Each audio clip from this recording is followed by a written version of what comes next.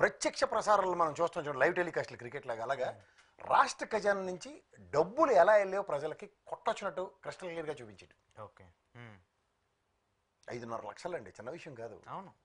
ఒక 5 సంవత్సరాల ప్రజాస్వామ్యంలో పెట్టే బడ్జెట్లలో ఆల్మోస్ట్ ఒక 2 years బడ్జెట్. అందులో అతనికి దరిద్రానికి 2 సంవత్సరాలు కరోనా ఉంది. ఒక సంవత్సరం బడ్జెట్తో ఒక సెట్ ఆఫ్ ఇన్ఫ్రాస్ట్రక్చర్ క్రియేట్ చేసి ఇచ్చాడు.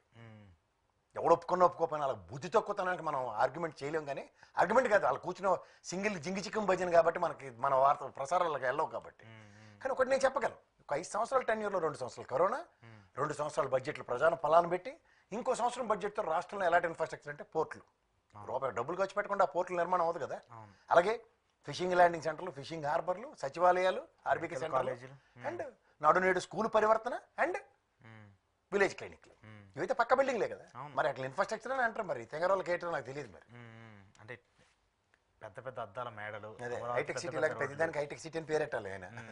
ప్రజావేదిక ఇలాంటివన్నీ పేర్లు పెడితే బాగుంటాయి. సో ఇవన్నీ కాకుండా అంటే ఇన్ఫ్రాస్ట్రక్చర్కి డబ్బులు ఖర్చు పెట్టింది కష్టం కనబడుతుంది దగ్గర కూడా. ఇవన్నిటితోనూ ఒక రాజకీయాన్ని తెరలేపాడు ఆయన. ఎలా? ప్రజల వద్దకు పాలన. ఎవరు స్లోగన్ సార్ అది? రామారావు గారు, వైఎస్ఆర్ గారు కదా. ప్రజల దగ్గరికి పాలనలో ఒక ఎమ్మెల్యేని మూసుకొని ప్రజల్లో ఉండేలాగా సంవత్సరం పాటు చెప్పాడు. కార్డు పట్టుకో, నీకు ఏమొచ్చినాయి ఏమి రాలేదు చెప్పండి అని జవాబుదారీతనం. ఇది మన తెంగరోళ్ళకి నచ్చదు. మీకు అర్థమవుతుందా? తర్వాత మీకు ఇందులో ఆద్యంతం గమనించండి. 5 సంవత్సరాల టెన్యూర్లో ఫస్ట్ ఆఫ్ ఆల్ పోలవరం విషయం మాట్లాడదాం. ప్రజలకు తెలుసుకోండి, తెంగరోళ్ళారా తెలుసుకోండి. ఎందుకంటున్నానంటే 41.5 మీటర్లకి ఇప్పుడు ఒప్పేసుకుంటున్నారు, కన్ఫైన్ అయిపోయింది. ఇదే గజేంద్ర షెకావత్తో ఎన్ని లాబింగ్లు, ఎన్ని నెగోసియేషన్లు, రివర్స్ టెండరింగ్ నుంచి చూసుకుంటే తట్టడి మట్టేయలేదని మీరే చెప్తున్నారు కదా. అంటే 41.5%కి ఈల్డ్ అవ్వలేదు, కాంప్రమైజ్ కాలేదు Jaganmohan Reddy government. Steel plant విషయంలో ప్రజాస్వామ్యంలో నిలబడి ప్రధానమంత్రిని ఆడు కూర్చోపెట్టి, వీళ్ళకి ఇంగ్లీష్ కావాలట వాడికి, ఈ తెప్పల ఛానల్ గడికి, పౌడర్ డబ్బాడికి ట్రాన్స్లేటర్ ఉంటారు కదా, వాళ్ళు చెప్పిందే సారాంశం ఏంటంటే 5 సంవత్సరాలు స్టీల్ ప్లాంట్ నిరోధించగలిగారు. వీళ్ళు అంటారా డబ్బులు ఏవో తెచ్చారు. పక్క మాడతాం చర్చ. నేను అంటుంది ఏంటంటే రాష్ట్ర ప్రయోజనాలు. రెండోది విశాఖ రైల్వే డివిజన్, మీరు ల్యాండ్ ఇవ్వలేదు, తొక్క తోటకూర ఇవన్నీ మాడుకొని చచ్చారు కదా. కానీ వైజాగ్ రైల్వే డివిజన్ పని ఒక్కడిగానే ముందుకెళ్ళిందా? వెళ్ళలే. ఎందుకు వెళ్ళలే? బికాస్ ఇవాళ ఇళ్ళకి ఈల్డ్ అయిపోయి ఉంటే ఏంటని కిరండోల్ లైన్ వదిలేసుకుంటే ₹1 రెవెన్యూ లేకుండా పేరుకి మాత్రం వాల్టేర్ డివిజన్ బదులు విశాఖ డివిజన్ అని పేరు పెట్టుకోవడానికి బాగుంటుంది. ఇది ఒప్పుకున్నాడు ఆయన. అంటే ప్రజాస్వామ్యంలో ప్రజల చేత, ప్రజల వల్ల, ప్రజల కొరకు అనుకునే తీర్పుకి శిరసావహిస్తూ ప్రజల వద్దకి పాలనిచ్చి, ప్రజలకి రాష్ట్ర ఖజానా నుంచి రూపాయితో సైతం లెక్కల అనా పైసలతో అప్పచెప్పి, మూడోది రాష్ట్ర ప్రయోజనాల పరిరక్షణలో విభజన హామీల్లో మనకు రావాల్సిన హక్కుల కోసం నిరంతరం నిలబడి ఉంటే నెట్టనలున్నా ఆలు చేయకపోయినా సరే ఆ బాసుపాలైంది జగన్మోహన్ రెడ్డి అయినా సరే. ఎందుకంటే పోలవరం తట్టడి మట్టి వేయలేదనో, లేదా రెండోది ఏంటంటే వైజాగ్ రైల్వే డివిజన్ సాధించలేదనో, అయితే స్టీల్ ప్లాంట్ అమ్మేస్తున్నాడు ఈయన అమ్మేస్తున్నాడు అని కథలన్నీ భరించి కూడా రాష్ట్రాన్ని 5 సంవత్సరాలు పరిరక్షిస్తే మీకు నచ్చట్లేదు. మళ్ళీ మీకు పాద్దే దురాస దొక్కానికి చేయటు కదా. రామారావు పాటి చేస్తుంటే ఏడు చేశారు, ఎట్టు అవతల కూర్చోపెట్టి వీళ్ళు వచ్చారు. మీరు గమనిస్తున్నారా? ఇప్పుడు కూడా మీరేం చేశారు? కంచం నిండా అన్నం వడ్డిస్తే తినడం కాదు, ఆడు బూరేస్తాడట, అలాంటి గారేస్తాడట. వాళ్ళ చూడ కింద నా కామెంట్లు ఎడుతూ ఉంటారు, నా దినం భోజనాల కోసం ఎదురు చూస్తుంటారు. అంటే ఏంటి? అరిసి భోజనం వస్తుందని. మీకు అర్థమవుతుందా? అంటే కానీ అరే ఇడు పండగ నాడు బూరెడతారా, పండగ రాసుకోంటే సంచితో పండగ కానికిస్తారు. ఏది మరి మన దసరాకేది, పండగకేది? దసరా, సంక్రాంతి, దీపావళి ఇవన్నీ 3 ఎత్తిపోయాయి కదా. ఇవి దురాస దొక్కాని చేయటి కథలు. మీకు ఇంకో మాట చెప్పనా, వీళ్ళు మోడస్ ఆఫ్ ఆపరెంటా గమనించండి. ఒకడు సాల్వాడు ఉంటాడు, ఇంకోటి బ్యూరోక్రాట్ గారు ఉంటాడు. వీళ్ళిద్దరు ఏంటి తెలుసా, వీళ్ళు కుల ప్రాతిపదిక మీద మీరు అండర్లైన్ చేసుకోండి. ఇది వీడితో నోరు పెగలదు వీళ్ళకి. వాళ్ళ మోడీ సొంట పెక్కలు ఇస్తాడని భయం. వాళ్ళు ఏం చేస్తారంటే ఈయన దింపుతారు సాల్వాళ్ళని, ఆ బ్యూరోక్రాట్ గారిని దింపగానే వాళ్ళు చెలరేగిపోవడం మొదలవుద్దన్నమాట. ఏమవుతుంది అసలు రాష్ట్రం ఇంత అన్యాయం చేస్తుంటే? ఒకడేమో కారం రాసుకోమంటాడు, ఒకడు బూడిద రాసుకోమంటాడు. వీళ్ళే ఉన్నారు మళ్ళీ 21 మంది గెలిచి. ఈ ఊరికి ఉపయోగం? ఆయనైతే ఇష్టం వచ్చినట్టు మాట్లాడేస్తుంటారు. నేను లోకేష్ గారు ప్రెస్ మీట్ పెట్టి, అరే ఏంటది ఇండస్ట్రీస్లో అందరూ భయం పడిపోయారట దావోస్లో. మీరు ఎర్రబుక్ చూపిస్తే భయం పడ్డారు, మీరు ముఖ్యమంత్రి అవుతారని వాళ్ళు భయం పడి ఎవరు రాలేదు ఎంఓయూ చేయడానికి. దాన్ని తిరిగి జగన్మోహన్ రెడ్డి మీద వీళ్ళకి అంటే వీళ్ళకి తెప్పేల ఛానల్ ఉంటాయి కదా, ధైర్యం అన్నమాట. దానికి కూడా ఆ పౌడర్ డబ్బా పులిహార బాగా కలిపేస్తారు కాబట్టి ఆడి మీద ఇంకా భరోసా, బాగా ఉండేరే నువ్వని. కానీ వాస్తవం ఏంటంటే వాళ్ళ సినిమాలో ఇలా నొక్కితే అలాగ వస్తుంది గూగుల్ అని. చిన్న విషయం చెప్పాలా, పరిమళత్వాన్ని అవును. విశ్వాసం చూపించాడు.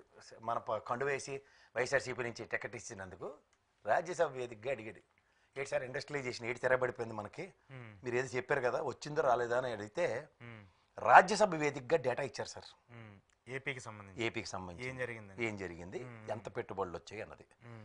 ఎలా తెలుసా సార్, ఏపీలో 9,843 కంపెనీలు రిజిస్టర్ అయ్యాయి. రిజిస్ట్రేషన్ ఎంఓఎల్ కాదు, registration ROC register of companies తో. ఏమని 22-25 మధ్యలో 9,843 కంపెనీలు రిజిస్టర్ చేసుకున్నట్లు కేంద్ర కార్పొరేట్ భవనాల శాఖ సహాయ మంత్రి హర్ష మల్హోత్రా తెలిపారు.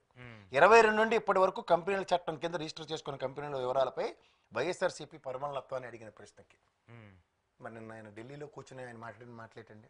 దీనికన్నా ఇంకో డేటా చెప్పాలి. వద్దులేండి సార్, మీరు ఎన్ని ఉపాధులు ఇచ్చారు కూడా ప్రజలకు చెప్పేస్తే ఇదే దెబ్బకి కొంచెం అర్థమవుతుంది. ఏమని అర్థం అవ్వాలంటే ఓ డేటా చెప్పాలి. జగన్ ఎన్ని ఉద్యోగాలు ఇచ్చాడు, ఎన్ని కంపెనీలు ఇచ్చాడు. అదే ఇప్పుడు మనం చిన్న మాట చెప్దాం. మీ ఆయంలో 19,50,000 కోట్ల ఒప్పందాలు జరిగాయి సిఏ సమ్మిట్లు వైజాగ్ వేదికగా. అవును.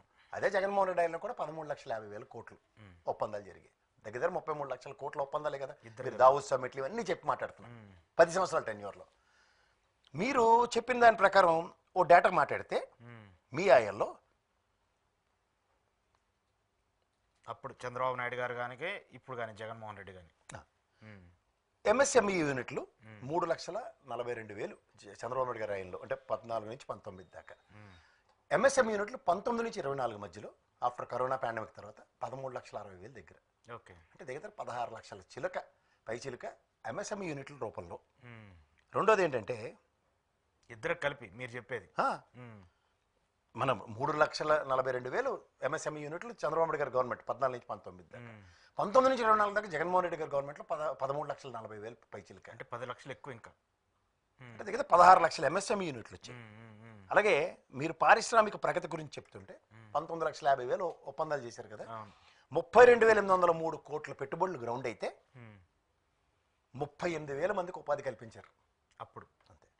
జగన్మోహన్ రెడ్డి గారి ఆయనలో 1,103 కోట్లు పెట్టుబడులు వస్తే 3,47,000 మందికి ప్రైవేట్ సెక్టర్లో జాబ్స్ క్రియేషన్ జరిగింది. మరి పారిశ్రామికవేత్తలు ఎక్కడ పారిపోయారు? ఇంకా మీకు అర్థమయ్యే భాషలో చెప్పాలంటే ఇదే జగన్మోహన్ రెడ్డి మళ్ళీ వస్తాడా అని ఊగిపోయి భయం పడిపోయి చెప్తారు కదా.